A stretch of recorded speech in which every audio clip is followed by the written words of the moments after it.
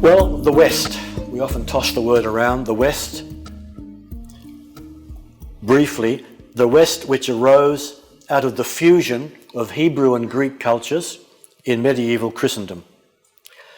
It's the object of both envy and fear by many traditional societies outside Europe, because it purports to transcend the religious and ethnic allegiances which are central to such societies, in the name of science and secularism, neutral. Now, the whole theory of liberal democracy is it's neutral as regards worldviews, grand ideas, etc.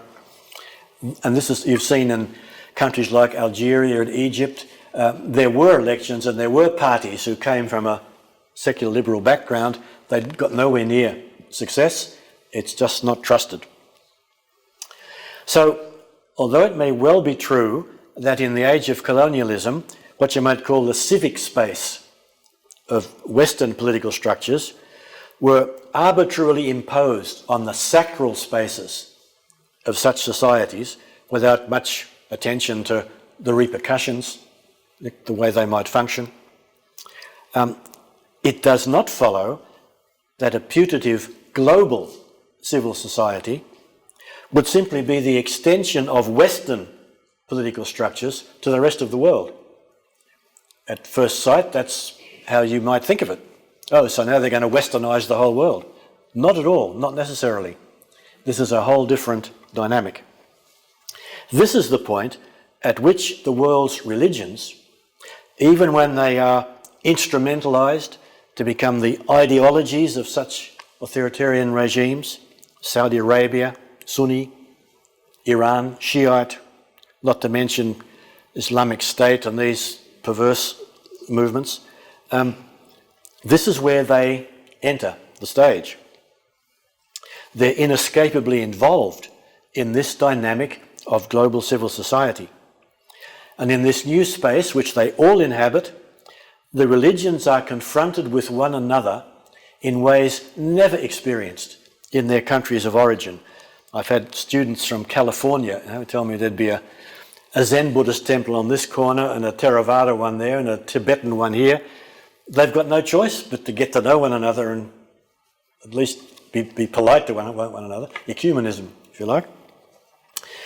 They can be compared, the different traditions, and critiqued at arm's length, competing with one another and with secular science for influence. It's no longer, this is what the Catholic Church had against any suggestion of living in free societies. Spain was sort of the model of what a Christian society should be like, where the Catholic Church had a say in everything. But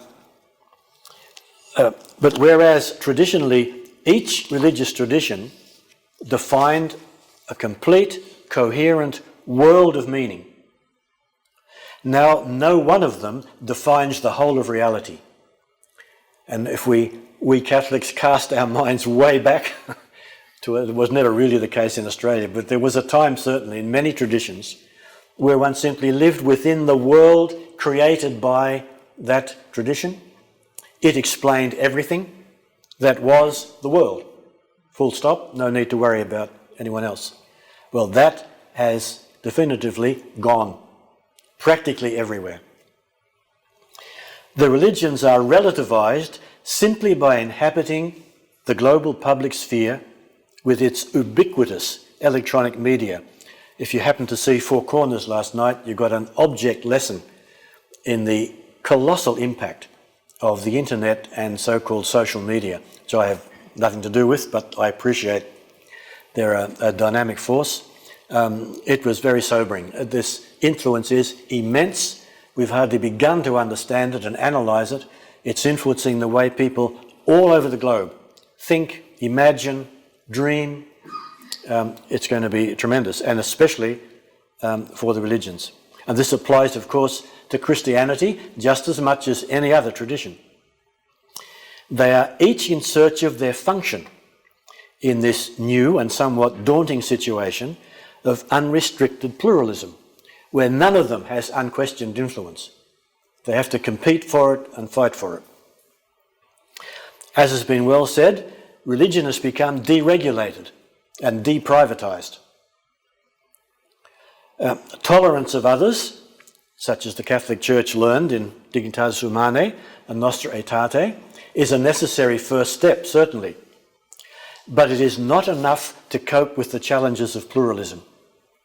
We'll see in a minute. For that, a new type of theology is needed. But before we come to this, I should like to survey, however briefly, the role of the religions in our Asia-Pacific context.